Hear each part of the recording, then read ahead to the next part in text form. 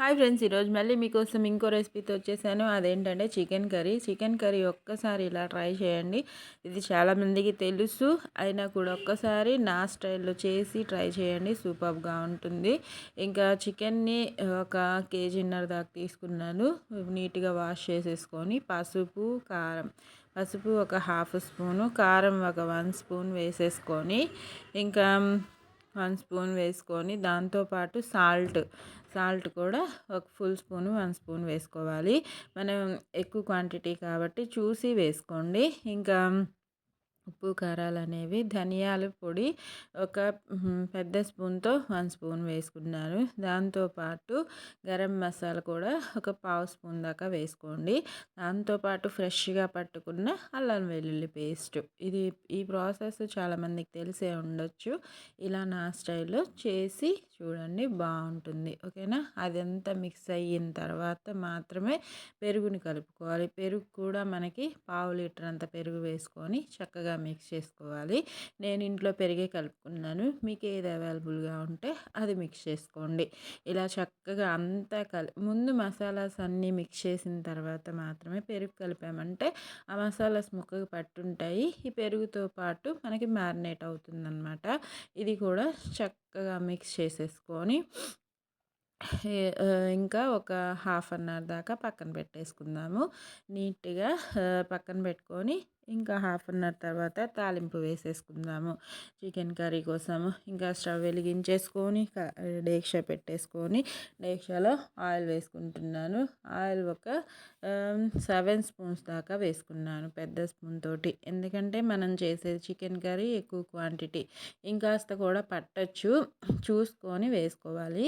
ఇంకా వేసేసుకొని 3 ఉల్లిపాయలు మీడియం సైజ్వి కట్ చేసి చిన్న చిన్న పీసెస్ లాగా వేసుకొని హై ఫ్లేమ్లోనే ఫ్రై చేసుకుంటున్నాను. కరివేపాకు 2 రెమ్మలు ఫ్రెష్గా ఉన్నది వేసుకోండి, బాగుంటుంది. ఇంకా అది కూడా బాగా కలర్ మారేంతసేపు ఫ్రై చేసుకుంటే మనకి ఆనియన్ ఫ్రై అయ్యే దాన్ని బట్టి కూడా కర్రీ టేస్ట్ టెక్స్చర్ కూడా ఉంటుందన్నమాట. ఇలా బ్రౌన్ కలర్ వస్తే సరిపోతుంది. ఇంకా అది కూడా ఫ్రై అయిన తర్వాత అల్లం వెల్లుల్లి పేస్ట్ ఇందాక కలిపిన దాంట్లో కూడా వేసాను. ఇప్పుడు కూడా వేసుకుంటే టేస్ట్ బాగుంటుందన్నమాట. ఫ్రెష్గా పట్టుకోండి, ఫ్లేవర్ఫుల్గా టేస్టీగా ఉంటుంది.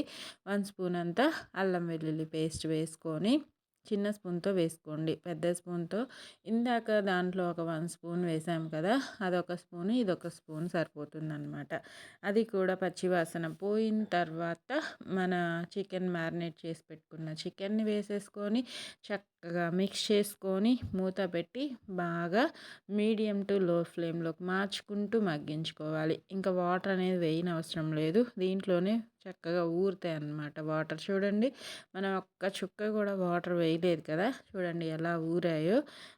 ఈ టైంలో ఈ పేస్ట్ ఏంటంటే టొమాటో, మనకి ఎండు కొబ్బరి, గసగసాలు ఇవి వేసుకున్న పేస్ట్ అనమాట.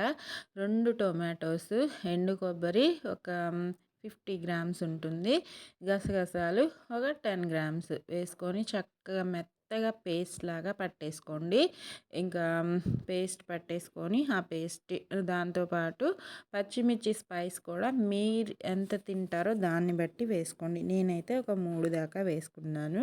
ఇంకా వేసుకొని చక్కగా మిక్స్ చేసుకొని మళ్ళీ లో టు మీడియంలోకి మార్చుకుంటూ వాటర్ మళ్ళీ వస్తాయి కాబట్టి ఈ టమాటా పేస్ట్ పచ్చివాసన పోయి చికెన్ ఫ్లేవర్కి పట్టేంతసేపు మగ్గించేసుకుందాము. అది కూడా బాగా మగ్గింది అనుకున్న తర్వాత ఇప్పుడు చూపిస్తాను మీకు. టెక్స్చరు ఇలా ఉంటుంది కదా, ఇలా బబుల్స్ వచ్చి కాస్త దగ్గర పడిన తర్వాత ఈ చికెన్ని మ్యారినేట్ చేసుకున్న గిన్నెని వాష్ చేసుకొని ఒక 3 టీ గ్లాసెస్ ఉంటాయి వాటర్.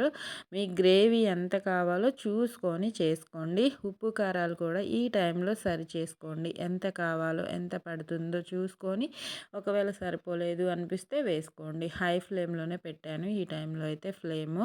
ఇంకా చూడండి బాగా ఉడికింది కదా, ఈ టైంలో ఇంకా గరం మసాలా, ధనియాల పొడి 2 ఒక 1 స్పూన్ దాకా వేసుకొని ఇలా లాస్ట్లో వేయడం వల్ల మనకి ఫ్లేవర్ బాగుంటుంది, చికెన్ కర్రీకి టేస్ట్ కూడా యాడ్ అవుతుందన్నమాట.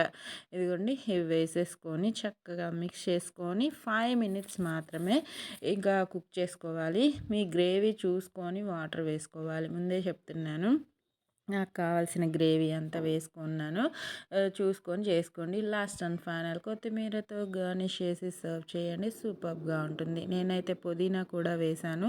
ఫ్లేవర్‌ఫుల్‌గా ఉంటుందని. నచ్చితే వేసుకోండి. లేకపోతే స్కిప్ చేయండి. ఇబ్బంది లేదు. ఆరోగ్యంగా తినండి. సంతోషంగా ఉండండి. Tasty tasty chicken curry ready అయిపోయింది.